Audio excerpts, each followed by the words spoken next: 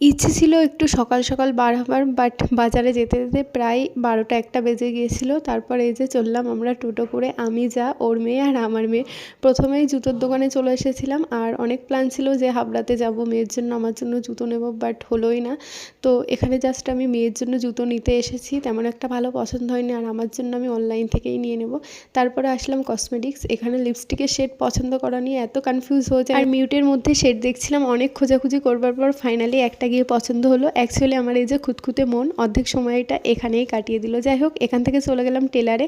তো যেটা স্কিপ করা হয়েছে ভিডিওতে তোমাদের সাথে শেয়ার করতে পারলাম না। সত্যি বলতে রোজা মুখে বাইরে এত রোদ্দুর যে এত পরিমাণে কষ্ট হচ্ছে, তোমাদের সাথে কি বলবো। দেখো বাড়িতে চলে আসলাম, আর ওদিকে মেহেন্দিটাও বাড়তে হবে, যেটা হাতে লাগাতে হবে। আজ তো 27 রোজা। যাই হোক, তোমাদের রোজা কেমন কাটছে অবশ্যই কমেন্টে জানিও। আর সামনেই 2-4 দিন পরে ঈদ, আর এগুলো আমার জন্য নিয়েছি, মেয়ের জন্য ছিল। আর আমার আইলাইনারটা শেষ হয়ে গিয়েছিল, সেই জন্য একটা লাইনার নিয়ে নিয়েছি। তো টাটা, মিনি ব্লগ ভালো লাগলে অবশ্যই চ্যানেলটিকে সাবস্ক্রাইব করে দিও।